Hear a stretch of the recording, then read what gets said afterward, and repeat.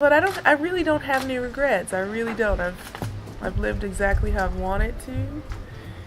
I've tried my hardest every single time. I didn't win the matches that maybe I should have always won, but I really gave it my all. So that for me is enough.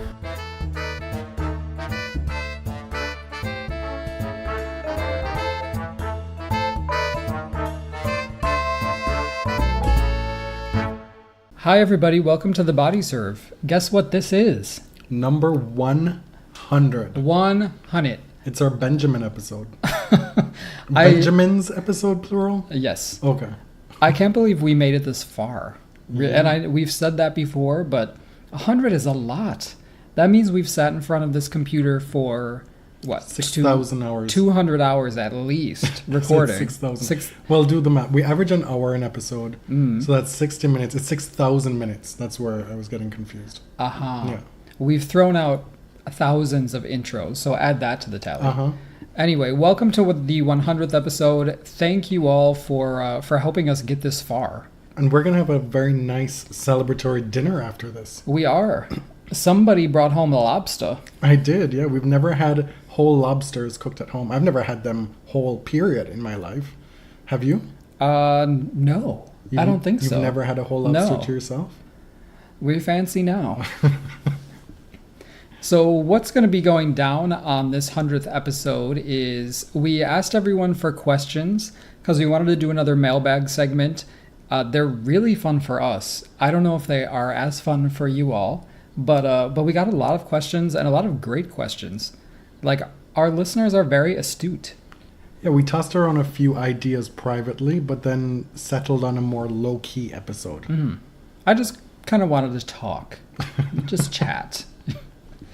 You didn't get any of those Ask James questions, those life self-help questions. Oh, I forgot about that. But we did get some personal questions, which I think we'll save to the end. Okay. From our friends. Where do you want to start? Okay. We'll just start at the first one I wrote down. Our listener, Grace Onions, asked, what is our dream tournament to cover as press? And which player would you like to interview on either the ATP or WTA? So first question, which tournament would you love to cover as press? You're asking me or you're going to answer? Both. Okay. So at this point, I'm saying who's going first? Well, I would say my dream tournaments to cover would be Rome and Wimbledon. Wimbledon? Yeah. But it says cover as press. Yeah. It's dream tournament. Yeah, well, I'm just saying I haven't heard good things about being press at Wimbledon, per se. Still, it's Wimbledon. Okay. For me, it would be any of the European tournaments. Frankly, it doesn't have to be a big tournament. I just want to travel. Yeah. I wouldn't say a Grand Slam. I feel like that's very overwhelming. Yeah, I can see that. I'd rather go to a slam first as a fan before I cover it. Put it that way. Okay. Well, I would say if I were working for like the New York Times, I would love to cover the Grand Slams. You aim for the stars. Which player is your dream interview? Eventually, I'd like to interview Andrea Petkovic. We've tried and failed many times. Well, you did actually talk to one of your dream interviews. It wasn't a one-on-one interview, but you did ask her a few questions. Venus in Charleston, yeah. Yeah. I would say, I was thinking about this, and actually active players, obviously Serena Williams, because I think she's fascinating in addition to being the greatest. But I would say actually Nick Kyrgios, because I feel that he tells the truth, for better or for worse. And he's an interesting interview in press. And if you could get him one-on-one and really candid, I think that would be amazing. But for retired players, Martina Navratilova is like so easy. I didn't even have to think about it. For retired players, it would be Billie Jean for me. And we'll talk more about that because we saw Battle of the Sexes for the first time a couple nights ago. And Finally. That's partly where that comes from as well. What's the theme of the podcast? Asks Anna Marseille. And I think when she asked this question, I don't think she meant it in such a broad meta way, which is how I want to treat it. I think she meant, what is the theme of the next episode? Oh. See, I could be wrong. I read it like you read it. Right. So, but I think it's a good opportunity to kind of reiterate who we are and what we do, and what we hope we bring to the table that makes us different than others. You want to take a crack at that? Well, this podcast is unique, I think, in that it's us, right? That first and foremost, there's that. We bring that to the table, for better or worse. That sounds so arrogant. Well, for better or worse, right? Okay. That's what makes us different from a lot of other podcasts, Well, or 10 years of built chemistry in our private life. And our shared histories with tennis as well as fans. Yes. It's unique. But also I think that we come at it through a lens of intersectional feminism. Yeah. And then it branches off into many other things in terms of how we look at and cover tennis. Mm-hmm. I think if you want the scores and you want great tennis analysis from, tactical standpoint, there are podcasts that do that really well. And that's just never going to be us. The only time we did that was this year at the French Open. We did a fairly good job, I would say, in breaking down what Rafa did well, technically. Right. So for me, what I'm interested in and what I hope comes across on the podcast is broader issues that sort of float above and through tennis, because we both believe that sport is political, the personal is political, these things are inescapably intertwined, and that sport brings up a lot of thorny and ugly and complex issues like racism and sexism and homophobia. Right, which we're going to talk about a bit later. But to me, looking at sport just as backhands and forehands and points and who won is boring, but it's also incomplete. How is that? Yeah, I think that about covers it. All right. Do you see an out gay player on the ATP in your lifetime? Scholes talks tennis. That's a great question, and it's something that you and I have wrestled with a lot personally, and I don't know how much we've actually talked about it on the show. So first, you have to acknowledge the tennis players who have come out. And of course, we know Billie Jean King and Martina Navratilova were sort of forced out of the closet in the early 80s. But since then, there have been a lot of openly gay female tennis players. Uh-huh. Active and former. Yes. Now, Grand Slam champions, too. Mm-hmm. I mean, legends of the game. But at this point, the only male tennis players who have come out are retired. So the first was Francisco Rodriguez, who was ranked as high as 373, who came out after he retired. And recently, Brian Vahaley, who I remember actually played fairly recently while I was still watching tennis. And he was ranked in the 60s, I believe. That was his career high. He's an American. He's an investment banker now. He lives with his husband and their 2 children. And he came out recently. There was a profile in Outsports. So these are important steps, but where are the active players? Correct us if there have been others who have come out and we just missed. There's one in particular who would be the most high profile, who we don't really know for sure if he's out. You may want to deduce that from his Instagram, but we're not going to call names. Of course, there's a lot of rumors, but very famous gay friends yachting all over the place. Why are we still waiting? Well, I think there's a few things. Sport is extremely homophobic. Even the most enlightened sports out there in the most enlightened countries are just not welcome places for men, especially, to be out and gay. And to be clear, tennis is not one of those enlightened sports. No, definitely not. Well, Justin Gimelstob put it better than we could. He said the locker room is not a welcome place for gay people, and that men get into sports because they want to, what did he say? Talk about chicks, drink beer, and have fun or some shit. To that point, and I can speak to this personally, even though it was a different climate growing up in Jamaica. Like, there are other, things to consider. Of course. But when you start in youth sport and you progress up the ranks, you start to imagine yourself as a professional player.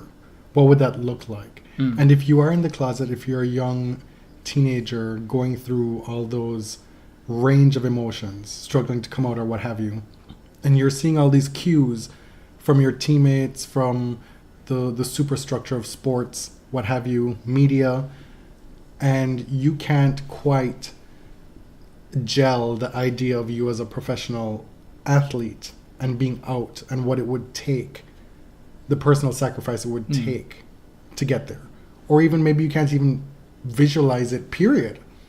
And so that kind of wears down on you in your development as an athlete itself, right? It's very dispiriting to then take the steps needed to progress through the ranks when you don't necessarily see the rainbow at the end of the bag. What is it? The tunnel, the light at the end of the tunnel.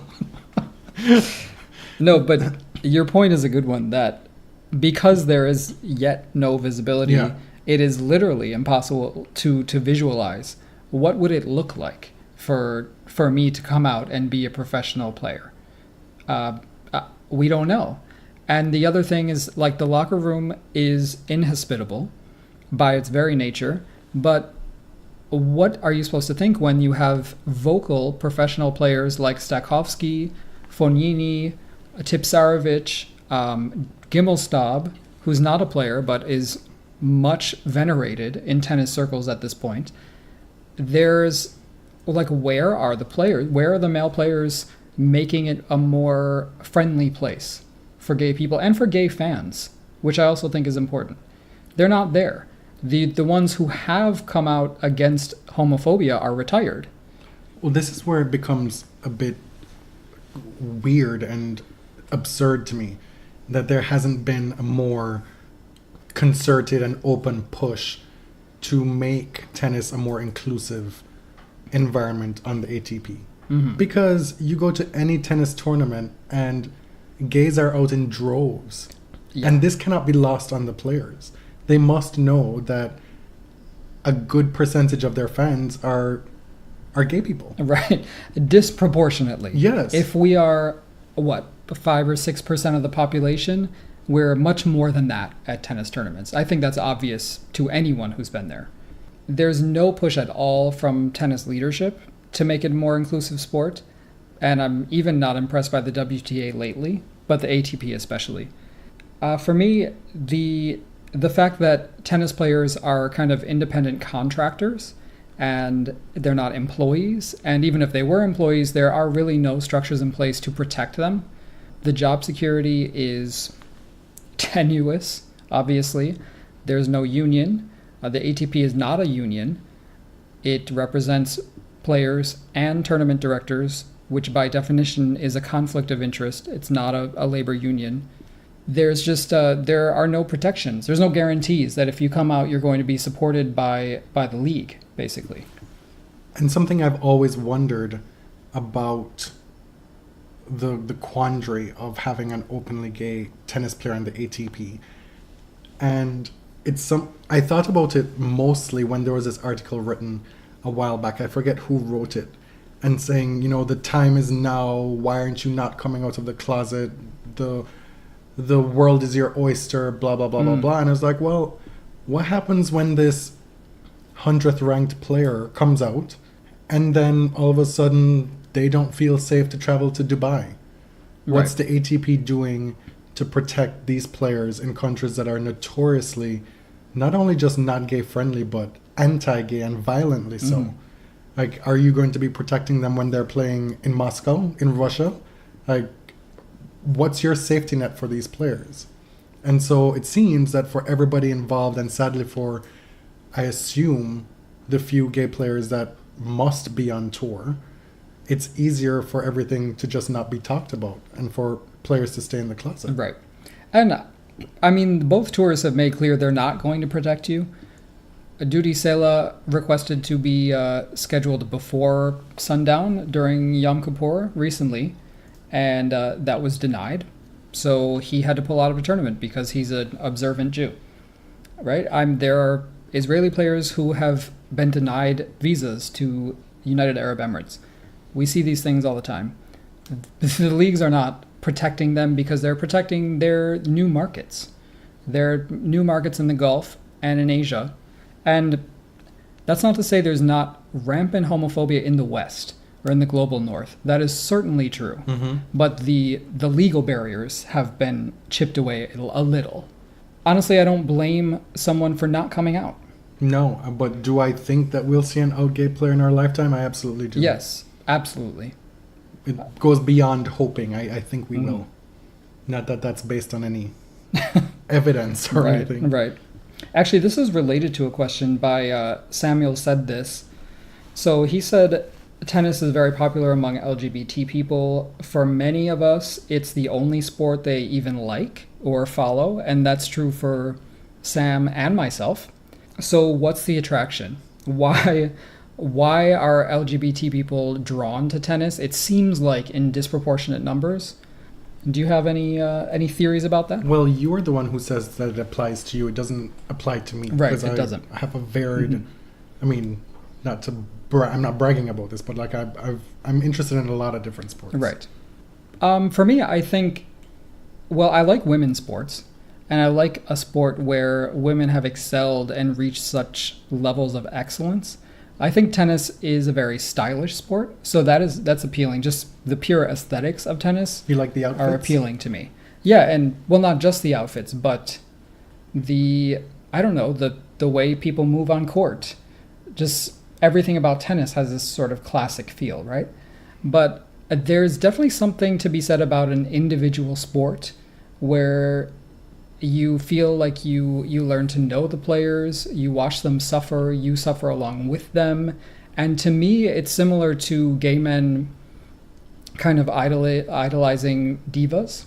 And that myth making about divas, because divas don't have to be only women, right? I think watching these players and you feel that they are exposing themselves so much to you is it speaks to the gay experience in some way that I can't really put into words. I think there's an element of it not being a team sport that has something to do with having young gay people being able to relate to it more, because it's something that you can play recreationally without having to join a team, without having to suffer through the locker room experience. You know, it's more relatable. Yeah. The actual playing experience. Yeah, that's a good point, actually, because team sports were never appealing to me. They were actually anxiety-inducing, because being around that much kind of male energy as a young gay kid can be scary. And it's not scary for every gay boy, but for me it was, because I felt somehow apart from that. But the individual aspect is attractive because you're just kind of out there doing shit for yourself. And I think young gay kids learn to do things on their own and to get by on their own. I can speak to this for myself. I don't know if it can be extrapolated to other people. Samuel, maybe you can speak to this as well in your feedback. But tennis is a sport that exhibits and demonstrates less hypermasculinity than some other sports. I know I'm not drawn to football, hockey. I'm not one to celebrate fighting in sports.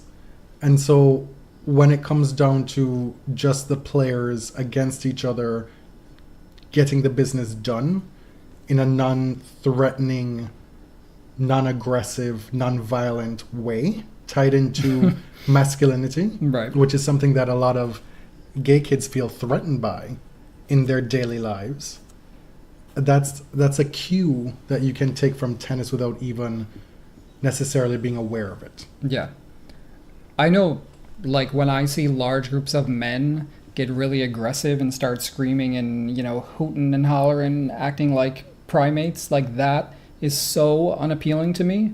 And it's threatening. It's intimidating. Well, it is, because men are so prone to violence.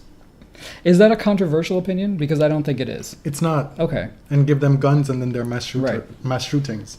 Yeah, so I like the absence of that in tennis. There's certainly ways that machismo rears its head in tennis. Like, it looks different, right? And I think it's related to something I wanted to say for the previous question, that certain types of masculine affection are tolerated because they're understood to be straight. And this varies by culture, but you see the Spanish men kind of hugging, kissing, grinding up on each other, and that's not gay. But you feel that if you saw some sort of homoerotic behavior, you would recognize it. There's this invisible line that somehow gets crossed, and it just flips a switch in your brain, right? We know that that behavior is not gay because it's understood to be masculine homosocial affection. What's your point in saying that? That's something that What is my point? that gay people see and are endeared by? No. I don't know what my point was. I think my point was that the macho weaves itself into tennis in different ways. Okay. So you're just saying that tennis is it's not immune to all that fuckery. Right. And just because you don't see men screaming and brooding and doing all these hyper-masculine kind of football and hockey gestures doesn't mean that masculinity isn't celebrated or pervasive in men's tennis. Mm-hmm. Do you know what I mean? By the same token, that more genteel masculinity, even though it's demonstrably straight and understood to be straight, is still more inviting and welcoming than the opposite. Yeah, I agree. So I hope that answers your question, Sam. One more thing really quickly before we move on. I don't think I explained this very well. As far as tennis being an individual sport, I find, and I've heard other gay people talk about this, that as young kids, you develop a very active interior life and you learn to solve problems on your own because you feel that you can't really talk to anyone about it. So that idea of tennis being deeply individual is something that I respond to because I feel that as kids, I don't know if you feel this way, that we had to confront problems by ourselves. Yeah. And watching people do that is something you can relate to. It's something that exercises certain demons, maybe. Okay. Maybe I'm looking into it a little too much. It's your own experience. It's entirely valid. It is. Let's do something a little bit more lighthearted, because this was a little bit deep. A little deep. And we can always count on Dr. Scholes, on Shola, on Scholes Loves Tennis. Is that what? Wow. Scholes talks tennis. Scholes talks tennis. I'm sure he loves tennis too. To give us a fuck, marry, kill. And he really did good this time. This was a tough one. It's a next gen FMK. Okay. We got Chorich, Hachinov, TFO. You go first. Oh boy. I always try to think of who has the most earning potential. Mm-hmm. And while that probably is Hachinov, I don't think... Yeah. You think so? Yeah. But George could be an underwear model and make money. Those are a dime a dozen these days. Like, how much money are you going to be making? Oh, he could be like an Instagram thought. Yeah. You don't make much money. He already is. True. For free. I just can't trust... You can't? I can't trust a Russian man to marry at all. Is that racist? I just feel like there's a political core in the Duma in his future. That's offensive. Karen, I will have to kill you. I'm sorry. I mean, but if you fell in love with a Russian guy, that's a totally different thing. Totally. And he might be that guy. I don't know. To buck all those stereotypes. He is besties with Dominic Thiem, it seems. They're always hanging out. So that's something else to consider. That's a great endorsement. Yeah, that is... Tommy does seem like a sweet guy. That is... I'm still going to kill him for now. Okay. And I will marry Francis, I think. So Chorich is the obvious F. Like, yes. I mean, I think... for a lot of people, Hachinov is the obvious F, which I totally get the appeal, definitely. But Chorich, for me, TFO, I would marry him for several reasons. He seems like a nice guy. Mm-hmm. He's American, so I wouldn't have to bother about getting a new passport or any of that. You've already gone through living in another country for a man before. Right. You don't need to do that again. And what did it get me? Free healthcare, a cheap graduate school education. It got you a salaried job with benefits. Okay? Right, you notice I'm listing all good things. Oh, I missed that. I was just so prepared for your fuckery. And I guess it got you, I guess. So I guess that was good. So I just like Francis, and I think we probably have more in common. It will make for a more stable marriage. Though I don't have anything against Karen, I'm going to have to kill him just by process of elimination. That's it, just by... That's it, yeah, I think he's attractive. But he's also so already... you let me say all the Russian stuff, Yeah. and then you're just gonna... I mean, I'm still trying to hold out to get one of those Trump jobs. I mean, like, the whole country is going to be Trump core. So, oh my God. And Karen is already married. I That's don't true. need to fuck with like a 20-year-old guy who's married. It's like, yeah, no. Thank you, Shola, for that. That was wonderful. What's next? Who will be higher ranked by the end of 2017, Raonic or Shapovalov? This is Canadian content, courtesy of Jacob Bobro at the Dead Hippo in California, who is also a fellow podcaster. He is co-host of the Lucky Loser tennis podcast. He is. Well, I think a lot of people are down on Milos right now because he's been injured. He hasn't played much of the year. I think Shapovalov is a pro. I think he's highly motivated, but I don't see him reaching that level just yet. I see he will rise, but there will definitely be a plateau because he's young. His body needs to develop. He needs to get more muscle, and that just happens at a later age for men. So I think Milos is safely the top Canadian for a while. Barring injury. If he's healthy, he's still top 10. He's still contending for majors. That didn't happen this year. But he has the game, the experience, and the results to be there again next year. I think it would be foolhardy to assume that Dennis will come of age that quickly, to that extent. Really, how many young players are there in the top 10? Well, right now, there's none. Young is 25. Yeah. Right? Grigor is 26. He's in the top 10 right now. Goffin finally cracked the top 10 this year. Are we overlooking somebody? Dominic is 24? Yes, he's the youngest. 24 or 25? He'll be the youngest to have done it in recent time. But the average age of the top 10 is old. Like my age old, you know? Okay. Another one from at SANF77, our Italian friend. She has like a lot of good questions. For every mailbag, she sent in several. She's asking, feels like the tennis circus never takes a break. Which part of the season do you find the most difficult to follow/report? Probably this part of the season. Do you break those things into two different categories, though? To follow and then to report?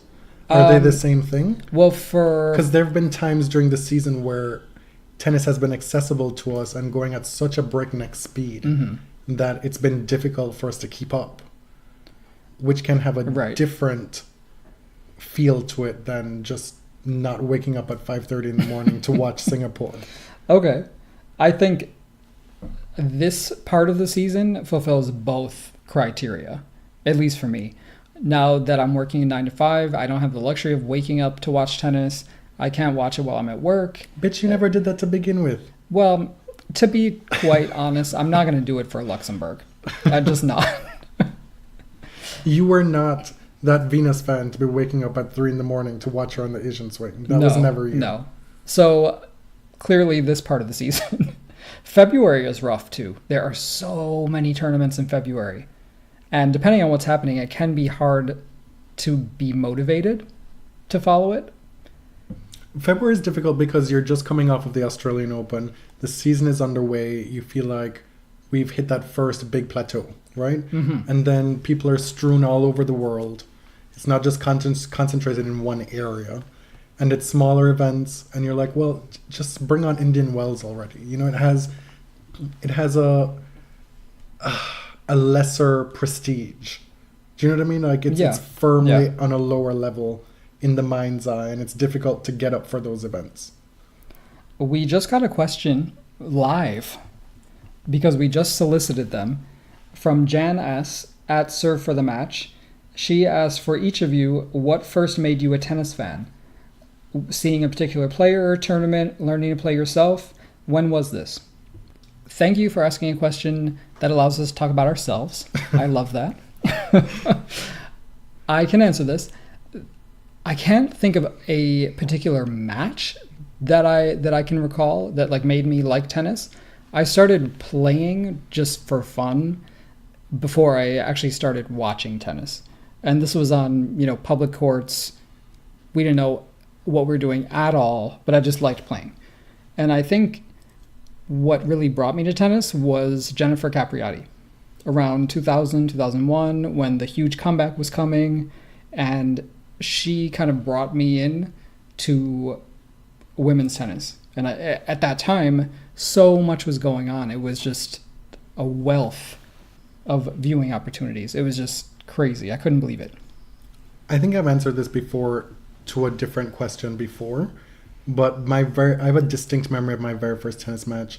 It was a 1994 Wimbledon ladies final, as they say, between Conchita Martinez and Martina Navratilova. I didn't know who either of those players were. I was just watching it wide-eyed, and in the moment, for whatever reason, I was drawn to Conchita's game. My 33-year-old self weeps for that decision, in that it could have been Martina's 10th Wimbledon. It would have been historic. She was, 37 at the time? She was older, ancient at that time for tennis to be in a final. And I was just drawn to Conchita's passing shots. They were amazing. She would hit, before Rafa and his banana passing shots, she was hitting these looping, curving, down the line passing shots that were just captivating. And when did you start watching Andre? Because he was your first male player that you loved, right? That same fall. Okay. At the US Open. I remember watching him win the US Open and fall to his knees, and he was wearing that black and blue and white outfit with the hat. And the ponytail was still intact at that point. And I was like, wow, this is... Was it? It was kind of a clip-on ponytail. Like, this is awesome. This is amazing. I was totally captivated by Andre at that time. Shall we get into Miss Brie? Should we? Shall we? She's floated all manner of trolly questions. This one is legitimate. Semi-legitimate. Brie, we give her such a hard time. I met her in Charleston. She was on the show. Yeah, she was on the show with Chad in that underbridge. Underpass. Yes. During a hurricane. Yeah, there was a hailstorm that happened shortly afterward. And you didn't even pay her? Maybe it happened because the weather gods knew how much of a troll she was at the time. And we do a lot of Brie bashing on Twitter. She can hold her own. She can. And kudos to her. But she talks a lot of mess. It's not without merit, right? Like, Brie is messy. Like, she's messy boots. You know what? I don't know her, so I'm not going to weigh in because we've never met. The question is, how many more majors will Sloane win? And Brie is a huge Sloane fan. One of the highlights of her Charleston experience was watching Sloane on site at the Tennis Channel booth outdoors. When she was peg-legging all over the place. And lo and behold, 4.5, 5 months later, she's hoisting the US Open trophy, her first slam, after not having played tennis for a year. It was crazy, right? Sloane Stephens is a Grand Slam champion in 2017. And so, James, how many more majors will Sloane win? Well, there's more to that question. Oh, it goes on to say 2 or 5. If those are the only options. Is 0 an option? Or 10? Oh, you added the 10 so as to not be too messy?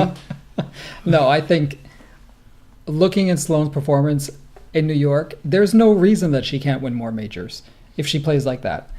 I'm not in the prediction game anymore, so Brie, I think we should just enjoy it.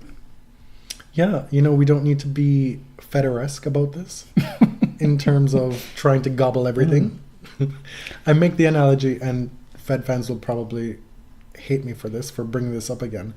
But I think I mentioned it on the podcast earlier in the year at some point, when probably after Australia, Roger had come out of nowhere to win the Australian Open, to get number 18. And all of a sudden, Fed fans were just like... You're like, oh, here they come. Right? It was just like, I said, it's like you have a 10-pound bag of rice and you're able to cook like 99.5% of it, but they're still out here like picking the 1 or 2 rice grains off the ground to make sure that they get everything. Oh my god. I didn't know that's where that was going, that metaphor. I've spoken to you about this before. And not that particular metaphor. Yes, I've said Oh, this. really? This is not the first time I've said this. Ears just turned off, I guess. So to your point, Brie, enjoy it. Not to say it won't happen again. She has the game. She has the skill set. She should have the confidence now to do it again. But I don't know. Is she a Sharapova type 5 slam champion? I don't know. Don't know. But if she is in another semifinal with a Williams, there is no way in God's green earth that I will be rooting for Sloane. It's just not going to happen. Against almost everyone else, yes, definitely rooting for Sloane. A repeat question also from Mr. Bubro. What are your favorite episodes from the vault? What are your favorite moments from the podcast? Yeah, I actually just pulled up something that I tweeted on International Podcast Day from the Body Surf, and I was trying to be self-indulgent and just finding what I felt like were our greatest hits, so to speak, or the episodes that I was most proud of. I'm really happy with our episode on Serena's return to Indian Wells, because I think it was such a watershed moment in tennis in the past few years. It's one of, to me, the most important socially, politically, culturally moment in tennis in the past few years since we've been covering tennis. And we were lucky that it happened within the first few months that we started doing this podcast. And it also gave us the opportunity to talk about tennis in the ways that we want to talk about tennis. It's not every week that we have something that we can color outside the lines with, right? And that gave us a bit of everything. And the one that I particularly enjoy is why Andy Murray's Feminism Matters. And it ties into so many things, from the denigration of women's tennis and the WTA to how homophobia weaves its way into tennis. Like, this is where looking at sport and life through a feminist lens, an intersectional feminist lens, is so all-encompassing and catches so much, right? Mm-hmm. And that episode, I felt we were able to do a lot with. Yeah. So I feel like I'm proud of those episodes because I think it hits on what we're trying to accomplish as a podcast and what I think that we bring to the table. I also have to say, I wasn't there, but I thought your interview with Mirjana Lucic-Baroni in Charleston was excellent. It's really one of my favorite moments from the podcast. That you took the words right out of my mouth. So part of that is compliments to you. Thank you. But she is just a fascinating person. She gave such a generous interview. That is the crux of the matter, really. Because that interview was what it was because of her. Is there anything else you want to add with respect to favorite moments? We've made it through the rain. We can stand up once again after the 2015 US Open. I didn't know that I could go on. I didn't know that I could live again after Serena didn't win the calendar year Grand Slam. I was ready to pack up this podcast. I swear to you. But you know what? You just move on. That's life. It taught me a lot about life.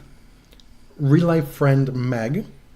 She sent us questions from the Prue questionnaire, which you may know from Inside the Actor Studio. So modified questionnaire. 1, when and where are you most happy? I guess that is present tense. As opposed to... Oh, I was thinking like, when were you most happy? When am I most happy what presently? What is it that you're doing? What do you do that makes you most happy? Like in your regular life, like if you enjoy walking to the subway, you get to do that 5 days a week. Walking to the subway is your happy place. That's definitely not it. It's not. But no. I think hitting a really good forehand is like a feeling like no other. Having like a cup of coffee of espresso that's just perfect is my happy place. Yeah, I mean, in your 30s... Are you saying you're just not a very happy person? Basically, yeah. I mean, when someone asks, are you happy? Like, nobody actually says yes, right? I'm sure a lot of people do. Well, they're fooling themselves, aren't they? I think, unfortunately, I'm from the East Coast, and we have a pretty neurotic view on life.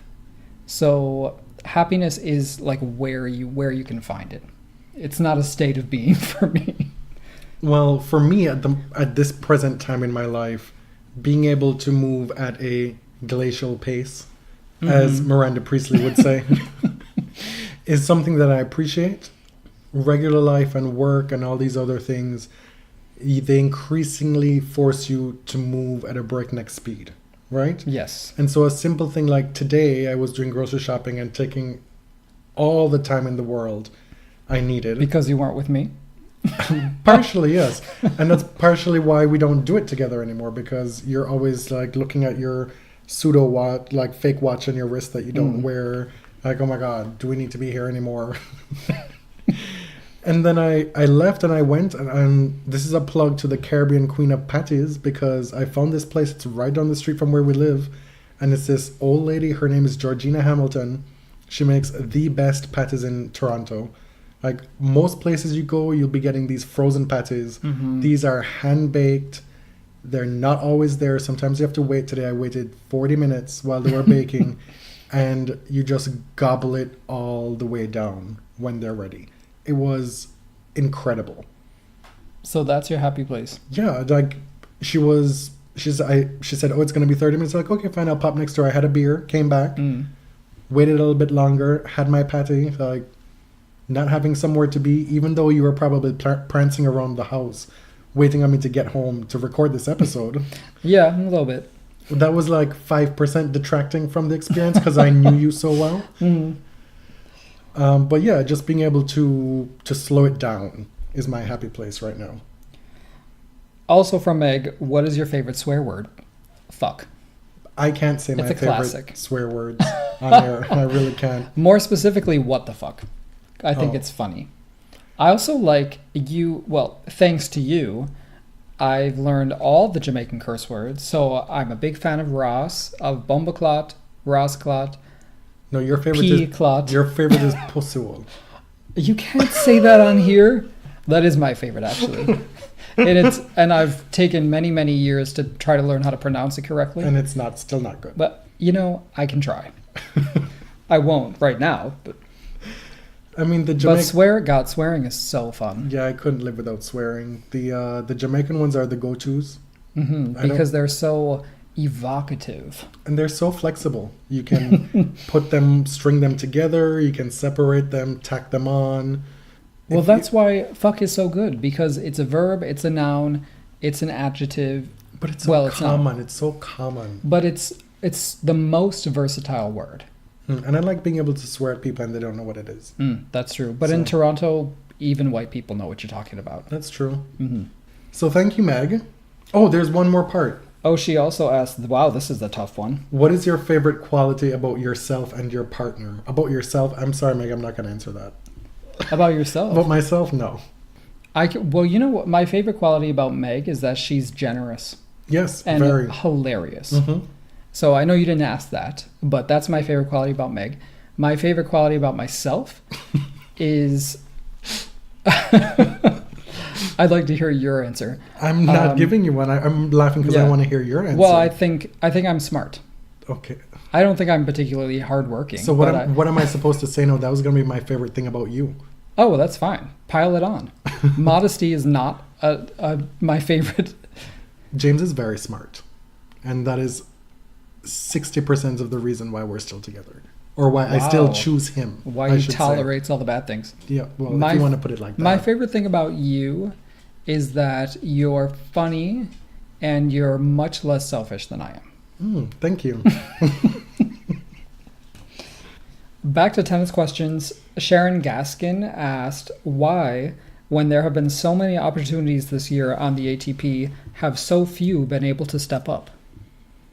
I think it's becoming increasingly clear that the tier between the top guys and the next level, like the difference between the two is vast. That's what it boils down to, right? Yes. They may have the charisma, they may have some uniqueness, but they don't have the nerve. It's the nerve. They don't have the nerve. To me, it's not even about the talent. No. About the pure talent. Everybody has talent. In the top 100, everybody Yeah. has talent. Exactly. I think in the past, 5 or 6 years, there have been so few opportunities for other people to win, especially big titles, that these other players have not learned how to win. And it doesn't come naturally. It's from experience. So players like Raonic, Dimitrov, Nishikori have been to the late stages, but they haven't won the big titles. And winning those titles teaches you things. And injuries play a part as well. They do.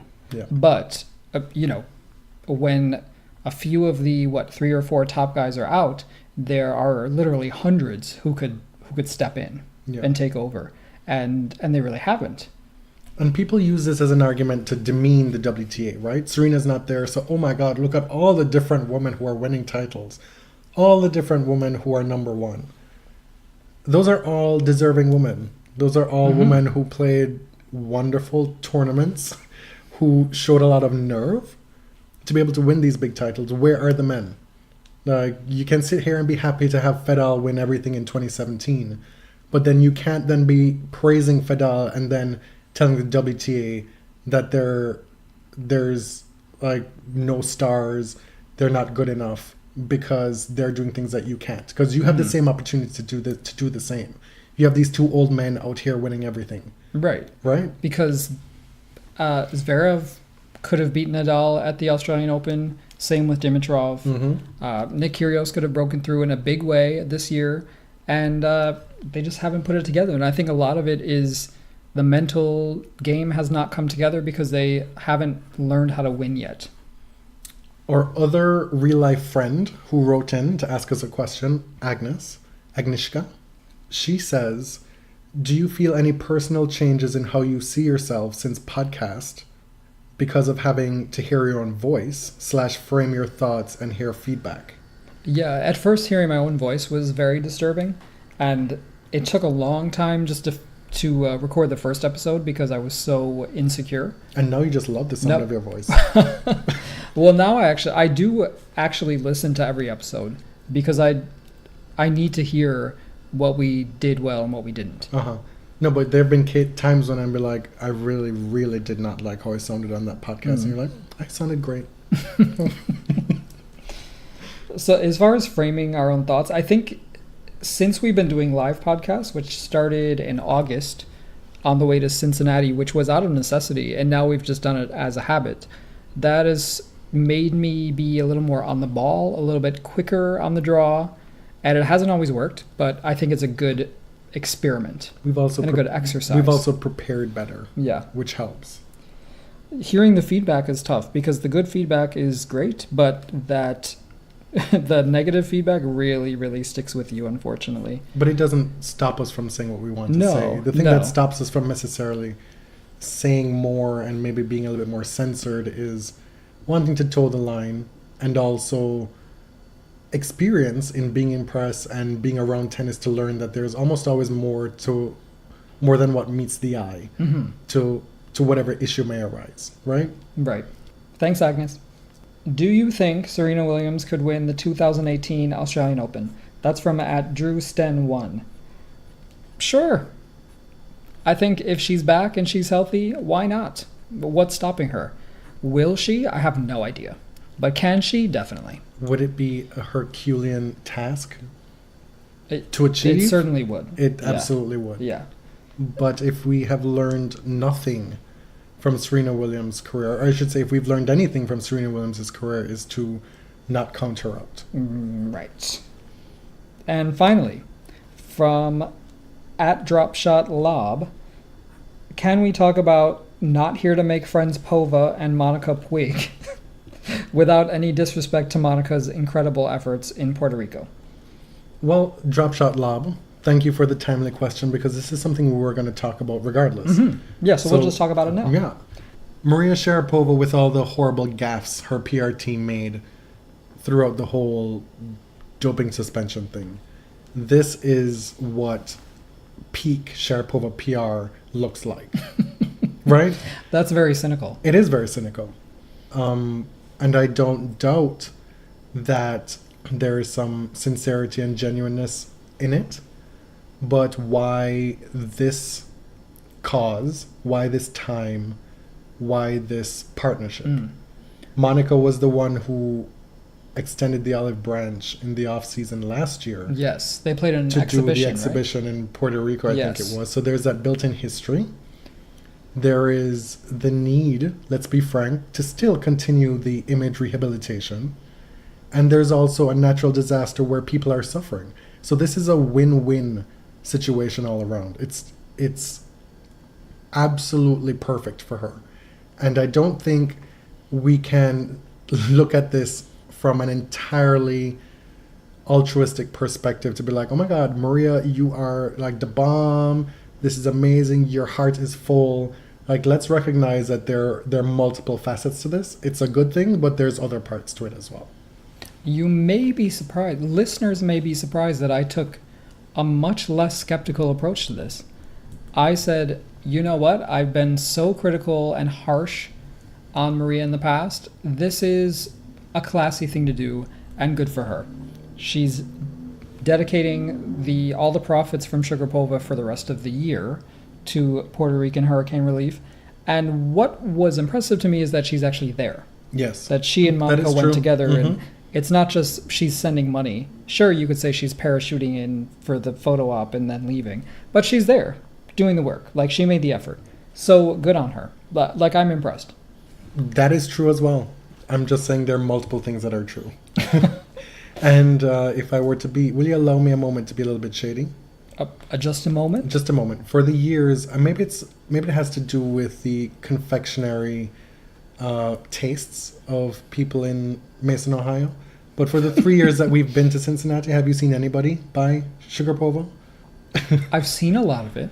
It's It's on sale. It's on sale. Well, I bought it the first year as a gift. Mm-hmm. I'm being needlessly bitchy right now. That is really bitchy. As you said, good for Maria. And speaking of Monica Puig, she beat Kerber in her first round in Luxembourg and then made it all the way to the final. Her first final since the Olympics. It is a huge turnaround for her. She gave a very emotional, very touching speech. Her runner-up speech, she lost to Karina Witthoft in the final. And I'm just like, I'm standing for Monica. I have been for a long time. You love that LS dress. Her LS kits are incredible. But I'm a big fan and really happy for her, especially at this painful time that she was able to kind of find her mojo again. Do you want to talk about Serena fans? Serena fans, man. This is why... Now I need you to recapture the feeling that you had when you first broached this topic to me. Because I don't want to be caught in another situation where I'm the one when being you're the bad attacked guy? on social media. Well, this is why I cannot align myself fully with the army. Because they do shit like this. Elina Svitolina was quoted by Tennis World USA as saying, Serena dominated for a long time, but now we are in a different era. She was savaged, gored for this by Serena's army. And she came out and she was like, I did not say that. I was misquoted. She said I did not say era. She didn't say anything about era. Because people were mocking her that how is it a different era when Serena just won the Australian Open while pregnant in January, not 10 months ago. But here's my thing. It's like, first of all, are y'all so bored? You have nothing to do that Serena is gone, that you have to attack Svitolina for this totally innocuous statement. Even if she said exactly what was quoted, who cares? Like, I just don't get it. You don't want a tour full of players who want to beat the best player? I do. As a Serena fan, I want the best players to come for her and she can show them the door. Because that is more impressive. So what pissed me off is that you criticize these girls, these women, for laying down dead against Serena because they're scared. But you also criticize them when they want to beat her. So which is it? Like, how can they win? Something else that I've noticed about Serena fans is that you could be having the most innocuous conversation about something and then it always pivots back to how Serena is greater than whatever it is you were talking about, right? So you could be saying, oh my God, I was outside today and I could not believe how blue the sky was. And then you hear, well, you know, it might have been blue, but that 2017 Australian Open, when, you know, Serena won, the sky was even bluer because she won that day. You know? Like, and I'm like, you know, Michelle Obama has 2 Ivy League degrees. Like, I don't give a fuck. Serena has 24 Grand Slam, bitch. My thing here is, if Svitolina wants to say, well, Serena not here. This is a different era. We're about to fuck it up in here. That's cool. Like, that's totally fine with me. And when Serena comes back and she's still saying, yeah, I want to beat Serena, what is the problem with that? Do you remember in Flawless, Chimamanda Adichie had that great verse, that spoken word verse, where she said, women should not be competing for the affections of men, but she thinks it can be a good thing when women compete for jobs or for achievements, for opportunities. This is what it looks like. This is women at a very high level in their chosen career competing for accolades and achievements. That's what should be happening. It seems that for a lot of Serena fans in particular, and I guess you could say Williams fans, there's this, it's not concerted, because I'm not even sure it's conscious, but the net effect is that you end up cutting down women all the time to elevate Serena. And Serena and Venus don't need your elevation. No. I mean, they're out here... She's not paying attention? No, they're out here earning their own coin, writing their own receipts. And so what we need to do is have a culture in the tennis discourse as tennis fans where we can be more charitable and understanding and cast a wider net. Yeah, I mean, maybe that's just not what Twitter is for. Maybe we're barking up the wrong tree. Because, of course, we have gone hard on things, right? That we've probably been too, what's the word, draconian, too polemical. It happens. But I don't get the point of cutting down Serena's competitors, because it doesn't make her greater. It makes her greater if she's playing people who are at the peak of their powers. And it's one thing if it's deserved. There have been plenty of people for whom it's been deserved. Yeah. This was not one of them. Save it for Sharapova. I know I am. Okay. We're moving on from the mailbag. Thank you so much, everyone, for your questions. Like, you all should be reporters. Like, you have really good questions. And it's fun to be able to answer them. Now, as you mentioned earlier, we finally saw Battle of the Sexes in theaters. And we did spend about 10 minutes in the wrong theater. Whose fault was that? That's very confusing. Whose fault was that? It was the theaters. Because the sign was outside the theater we went into, and then I didn't know there was like this miniature alcove that was actually our theater that had about 4 seats. See, what had happened was you couldn't get out of your own way in needing to rush to the theater to catch the previews. You were so concerned with that you didn't pay attention to the signs. You need to get a good seat and everything. I mean, I don't know why you just can't be ready when I say we have to be ready. We end up getting into this theater, and it's huge. I mean, huge. And there's literally 5 people there. And we're like, okay, it's 6:50. Movie's supposed to start, not starting. Then I look over, and then there's a young kid with his mother. I'm like, oh, this is clearly Battle of the Sexes. Oh, that's so cute. Like, the youngin is here for his history, you know? And then something starts playing, and we're like, this doesn't seem this is not it. Like, check which theater on the ticket, and you're like, oh, it's the wrong one. I'm like, this is a climate change movie. I don't know what this is. I still don't know what it was. So we went into the other theater, and it was, I swear to you, it was your grandmother's living room. It was full of old people. I'm like, yeah, this is the right theater. Yep. And they had about 5 rows. It was very small. It's like when we go to watch a Judi Dench film. I was so mad. We missed the first 10 minutes. So if you all could tell me what happened in the first 10 minutes, I'd be very grateful. But the rest of the movie, I really enjoyed. Of course, it indulges in those typical biopic conventions. Some of them are a little bit hokey, but overall, first of all, I can't believe this film got made and got a wide release. But Emma Stone, man, I was impressed. I'm not an Emma Stone hater like a lot of people, but I feel like she really got Billie Jean. I think she really, really tried. And the way the film was shot helped with the likeness between the two, because when you pan away from Emma Stone, it becomes less believable. But there were a lot of shots where they focused on getting as much of the face filling the screen as possible, where you couldn't make those immediate comparisons. And then you were able to focus more on the glasses and the stuff that they made obvious to be likenesses. You know, like the hair, the eyes. And I'm not really looking for an impersonation when I watch movies like that. Of course, something like Jamie Foxx's Ray Charles is really impressive, but I'm looking for someone who tries to interpret who this person was or is. And it's such a difficult task for Emma because Billie Jean King is alive. And she was also active in the making of the film. She's not decrepit. She's out here Right. still working, still being an activist.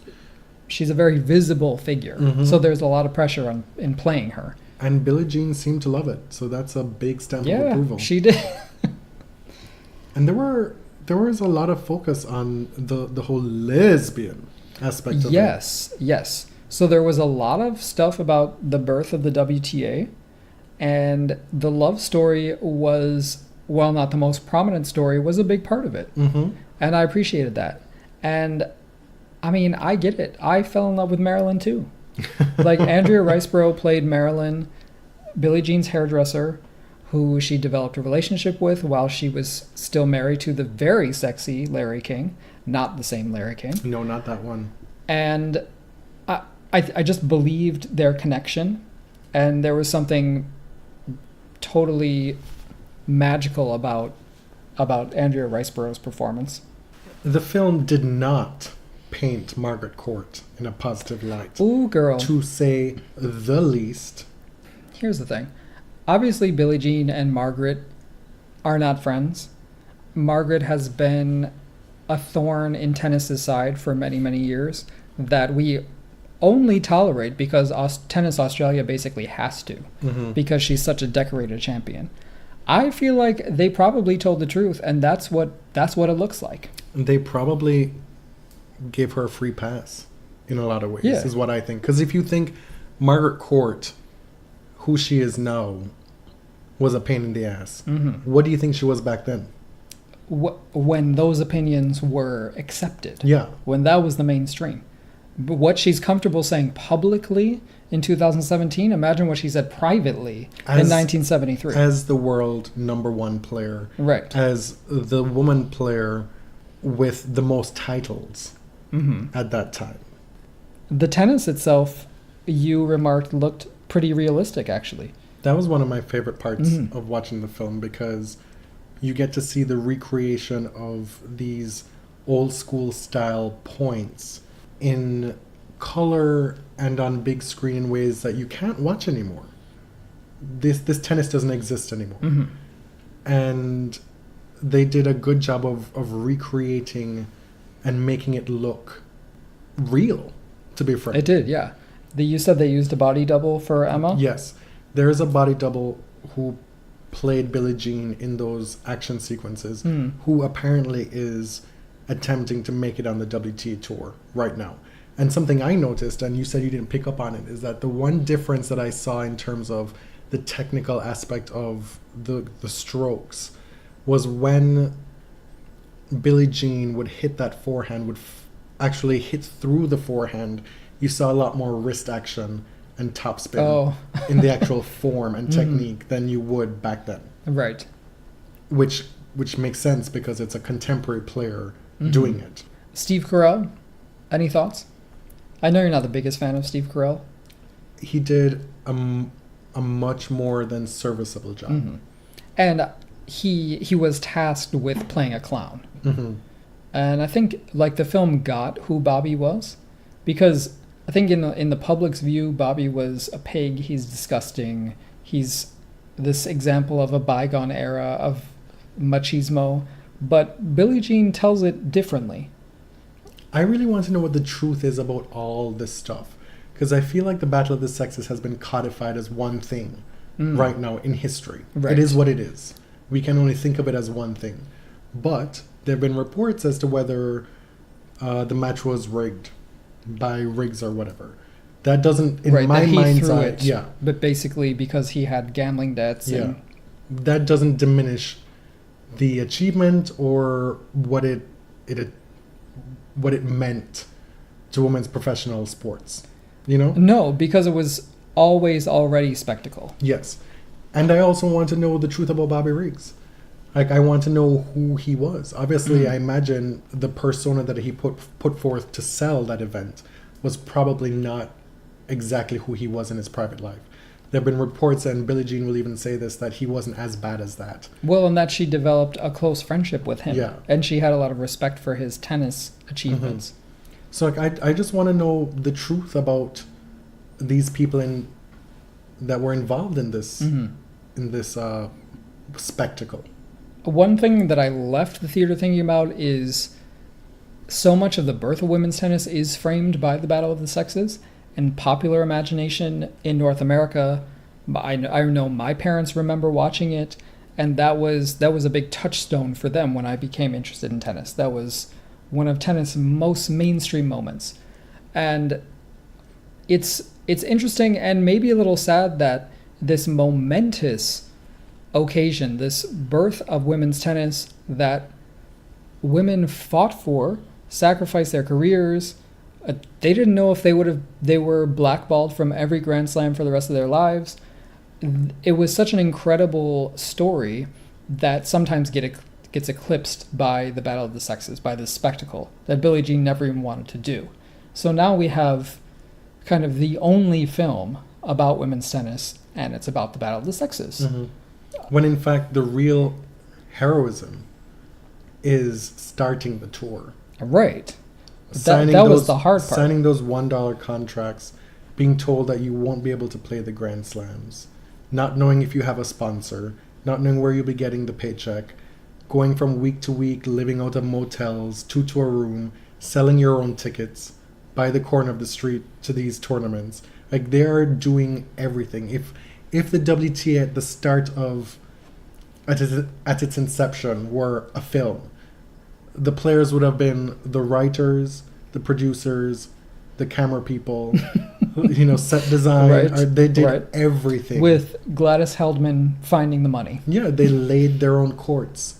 Yeah. Right? They laid down the courts and could barely find time to practice because they had all this other stuff to do. Meanwhile, they're competing for the number one ranking. Right. Against Margaret Court, who grudgingly played on the women's tour. She basically just swooped in and played the tournaments and won, while other people did the hard work. And so now she's in a very vaunted position of just bitching about lesbians, where lesbians made her fortune. Can we talk about shit Chrissie says? I laughed. Because oh my God. If there is ever a time where you need something for Chrissie to be off base on, there's probably a video of it somewhere. Well, it was in the movie. I know, that's what I'm saying. Even back then. They were showing interviews with tons of famous people at the time, real life clips, about who they think is going to win. And most people said Bobby, a few men said Billie Jean, and there's Chrissie Evert, little 16, 17-year-old Chrissie, saying, I think Bobby Riggs is going to win. I think he's in good form. I died. And you know that Billie Jean and Martina probably give Chrissie so much shit. Because Martina wasn't around in 71, 72. Can you imagine if 1980s Martina were there to start that shit with Billie Jean? Right. Can you imagine? But Chrissie was really under the tutelage of her family at that time. And she was a kid, and she decided not to play on the WTA. Her father wanted her to play for the US LTA. And she says, to this day, I was a kid. I didn't know. And Billie kind of ribs her about it, and I don't think she takes it personally. She was a kid. Yeah. Right? But They were all Chrissie, kids when they started out in true. those days. But Chrissie is really the first true beneficiary of what the original 9 did. Mm-hmm. She's the first superstar. She's the first one to win those big titles and make that money. Two things that came to mind to wrap up here as I left the theater. When the credits are being played, when they're giving you these little written descriptions as to what happened after the fact, I sat there and thought, like, wow, Billie Jean really did that. And like, we will never know the full extent of what she and those other women went through and did for us to have a WTA being fucked up by Steve Simon. Right? Like, how is it that what happened then seems to have gotten lost and muddied over the years to the point where they're not as celebrated as they should? Like, we think of Billie Jean King as, you know, she's on the National Tennis Center. It's named after her. We see her from time to time come out. She was at the US Open giving a speech, what have you. But do we know for sure? We do. But like, how are the young folks to know what exactly went on when these histories are not being told? And players from other countries who may not feel any sort of affinity or a sense of history that they play on that tour that Billie Jean and those other 8 women founded. Yeah. Which is understandable. What are the lessons that are being taught to these young players today by the WTA? It's their responsibility to keep this message alive. And I think, as the biggest women's sport in the world, with this exciting history, with so many stories to tell over the last 50 years. And with all of them still alive and still active and so visible in tennis, it's such a no-brainer. Like, the WTA needs to celebrate its history and sell it. Because, fine, you know, they need to make money. This is a way to make money. There has to be a way to package this and sort of write down this history before it's lost and before the primary sources are gone. Because, man, after Billie Jean King did all of that, then we get into the 80s, and her and Martina are pushed out of the closet. They're the first high-profile lesbians in American sport. Martina defects from from communist Czechoslovakia in the midst of being a gay woman who was outed. I mean, the stories are incredible. The courage that these women showed. And they're all pals today. Like, they went through all that, had to fight each other. They had to work together, then fight each other. And then when they didn't have to work together and only had to fight each other, they still found a way back in the end. You know, bucking all the narratives about what female friendship and competitiveness is like. Yeah, I walked out thinking, God, like, Billie Jean King is a singular figure in the 20th century. She's an absolute towering figure. And we know people who know her. Like, that, to have 1 degree of separation is crazy.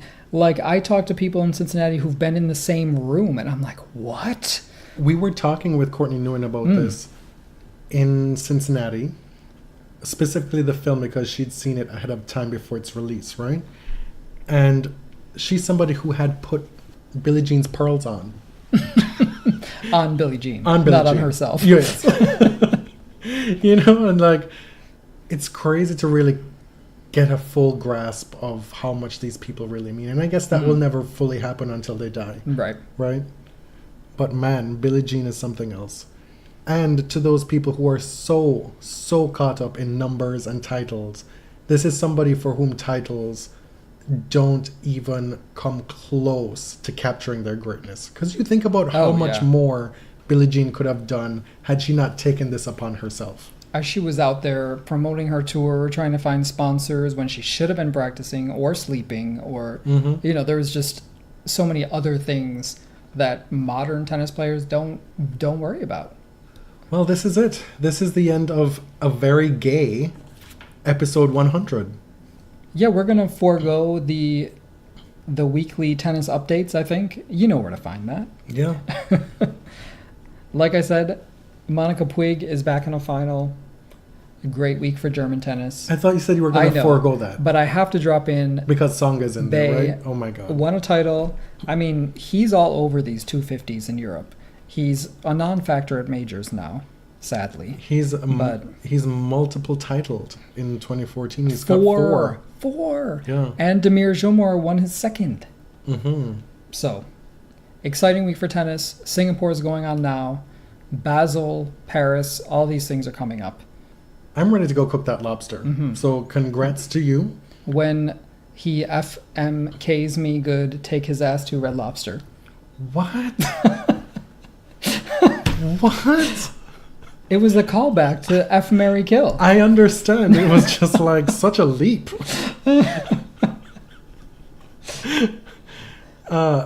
Thanks for joining me on this ride, this unexpected ride. And thank you to the listeners for jumping on that train with us. Yeah. And some of y'all have been there since day one. Mm-hmm. So we appreciate it. We're trying to do a good job for you week in and week out. You should know where to find us by this time, right? By now. On Twitter, I am Jonathan at tennis_John. I'm James, and I'm at ElliotJMR. 2 L's, 2 T's. At The Body Serve on Twitter and Instagram. And we'll be back at some point with some Singapore stuff. Some Paris stuff. Whenever 101 feels like it's ready to be birthed, it shall be in your inboxes. Till next time.